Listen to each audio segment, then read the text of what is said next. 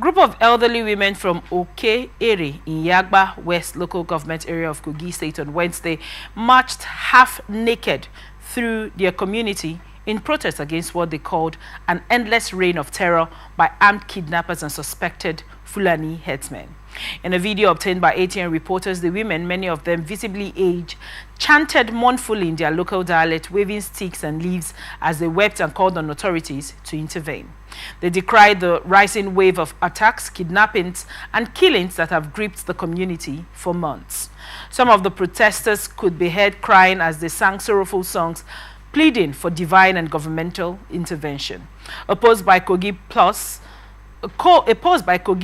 described the demonstration as a spiritual appeal for safety, noting the women are tired of insecurity and reckless killing of their husbands, children, and loved ones. They can't go to the market or farm to feed again.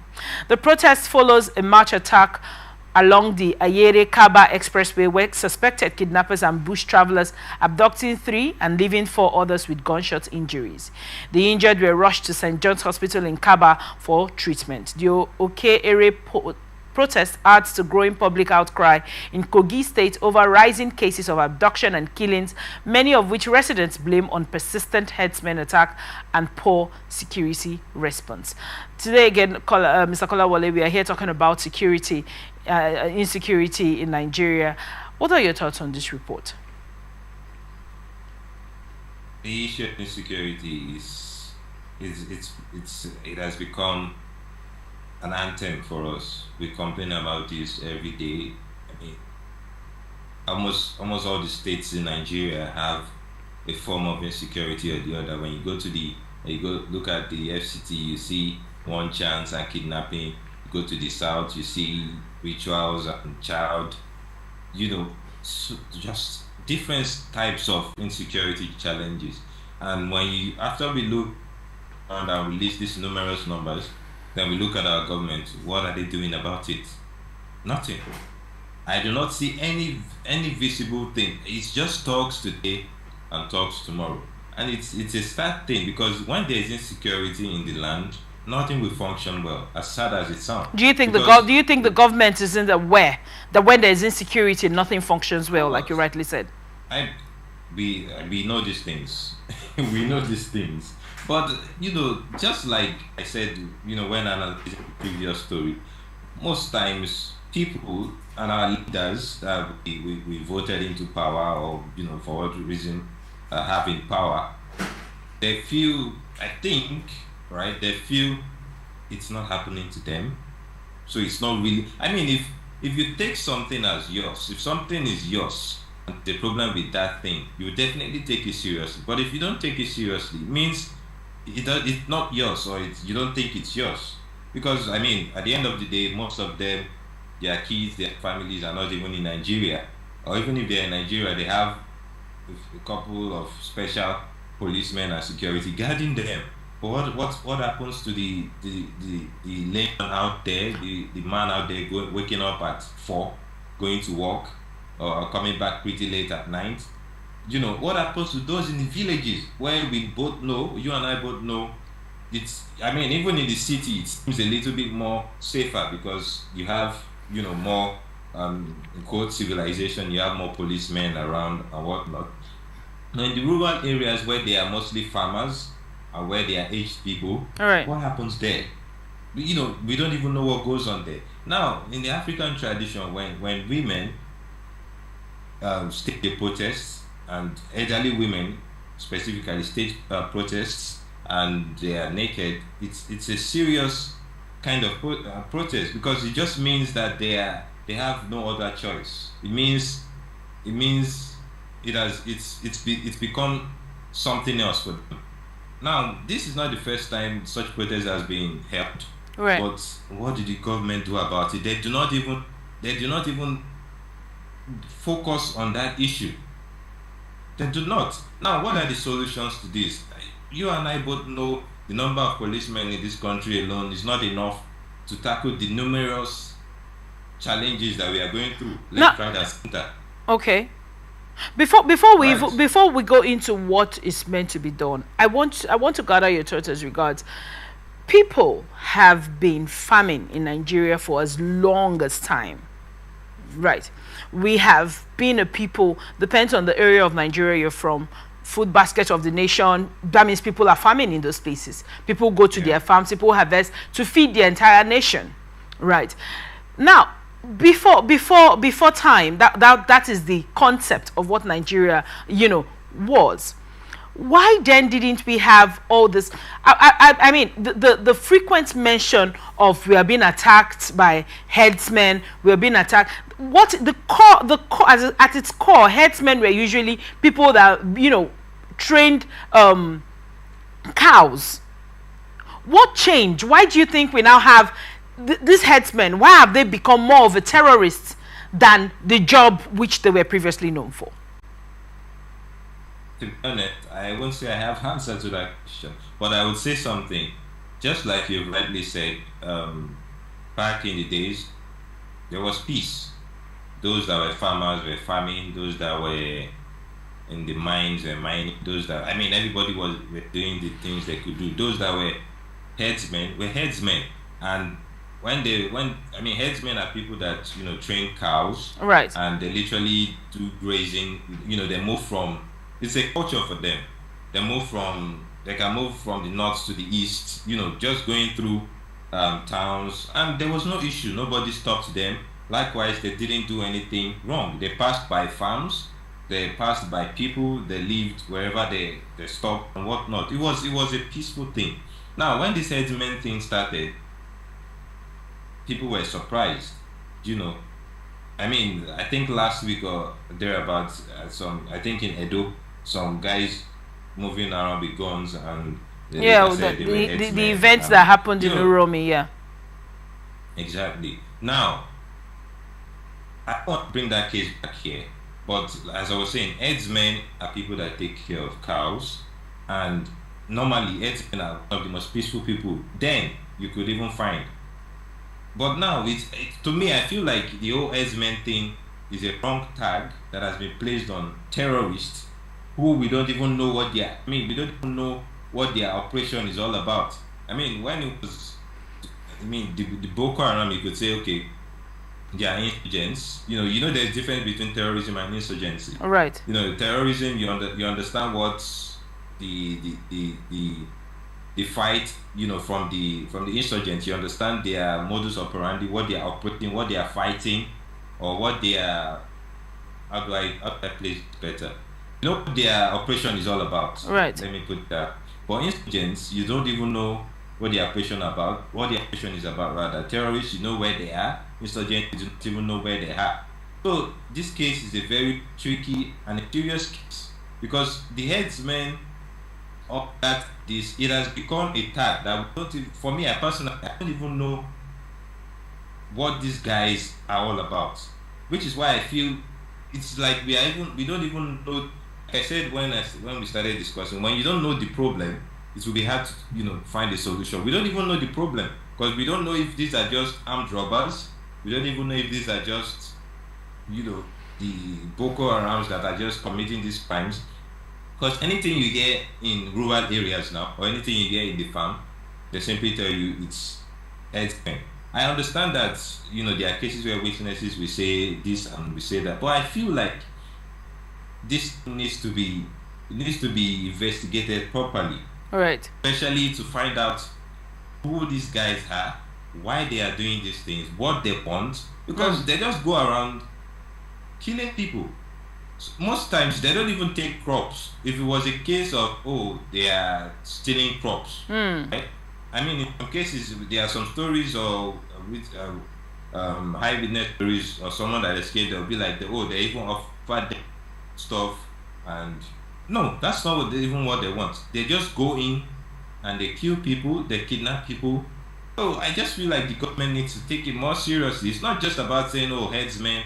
I know about the Nigerian society, when something keeps going on for a while, right, it becomes a norm.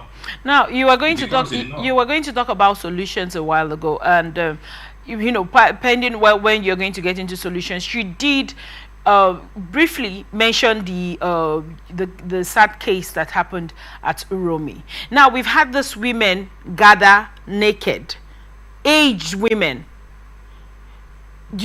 coming exactly the way they are. Nakedness is not a thing to be shown in the open. It's private. Now they have come out with what they think is their last resort. Why do you think the government always waits for things to have escalated so badly before help comes to people when they are crying in their time of distress? That is a great question. And to be honest, you and I have the same question to ask our leaders. Why do they always wait? Why do they always wait? And it's not even about waiting. Now we have waited, and these elderly women have come out in the open naked to protest. Just watch. It's not a matter. I'm not trying to jinx anything, but you would see that nothing would be done. But if they catch these heads people and they decide that, okay, we are going to lock them up in a room, the government is going to come. The government is going to come. Why do you think that is? I do not want to. That's why I said I didn't want to bring back that case of the Edo issue, because people have been asking that question. I've been asking that question myself. With the situation of the farmer herdsmen thing going on, and then these guys were caught with ammunitions and whatnot, and you expect people, like I said, when there's hunger, when there's anger, because this thing is a chain of different reaction. Now, these women that are coming out, people cannot go to the farm again. These people are people that do not go to offices. They don't have white collar jobs. They don't work remotely. What they have is just that farm. Right. That's where they eat. That's where they feed. Now, when they cannot farm, there's hunger. When there's hunger, there's crime. These people are old, for crying out loud. If they can't eat, if they can't take care of themselves, how do you expect them to live? So now, in this case of Edo guys, when they saw them with the ammunitions and whatnot, people got angry. And immediately, they summed it up that they were herdsmen. That's why earlier I said, we do not even know who these herdsmen are or what their aim is. Right, because we're talking about the tags for the headsmen, right? We're talking about the tags. That is why I wanted you to take a little bit of time earlier with my previous question to tell us why the headsmen were known for a trade. Do you think if we're able to figure out how they moved from the business and the trade they were known for, we would quite understand better what these current headsmen are trying to do? That's what about it is the dilemma, because I strongly believe. Okay, let me not say that, but I want to believe that. There's always good and bad. I'm sure there are good headsmen. Back in the days, headsmen were not doing all of this. Right, I feel like nowadays these are people committing crime under the tag of herdsmen. So the herdsmen have always been. That's why when we address these things, people from the part of Nigeria that are naturally, culturally herdsmen, they seem to feel bad because some of them feel like that's not who they are. Right. You understand where I'm coming They feel from? like the name has been hijacked. Exactly. They feel like the name. It's possible the first set of, or a bad set of herdsmen were the first people to do this thing, and then a group of people that are now going around committing crime. It could be different groups. That's how tricky this insurgency is, or the case of insurgency generally. It could be different people. But now our security agencies have not been able to even figure out the different, sets of people that are committing these crimes under the tag of herdsmen. And that is why the case in Edo happened. Because to me, this might sound insensitive, but to me, I'm not justifying what happened, but I'm not surprised that happened. Because if we actually know the tags of what we are dealing with, even as a people, we'll know how to react to things. But now, and that's not the first, and it might not be the last, because why would a group of people just be stocked up with ammunitions and you just want people to assume that they are headsmen?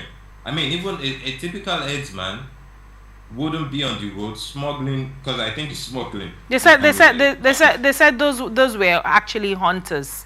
that had come to River State to hunt, and they were actually going back they were going for Salah in Kano State. But then, you know that because one thing I want to gather your thoughts on will also be when people have cried to the government, and people have begged the government, and people have looked for help from the government, and maybe to some degree their plea doesn't seem answered, right?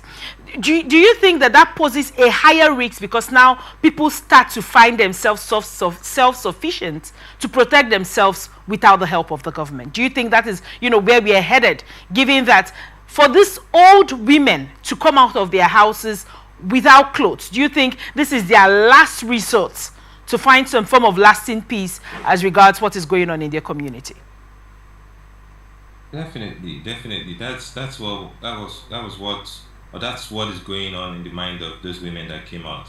It's literally, you could say, one of the last options for the powerless, because they have nothing else to do. They have nothing else to fight with. That's why they came out to protest that way. And just like you rightly said, people will begin to try to protect themselves. But the issue with things like this is how much protection can you give to yourself? Because, like I said, these guys that commit these crimes, they are insurgents. You don't know when they're coming. You do not know how best to prepare.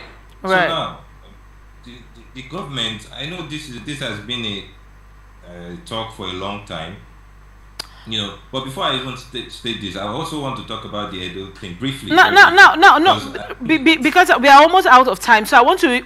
Do you think that this whole idea of state police is going to help solve this problem?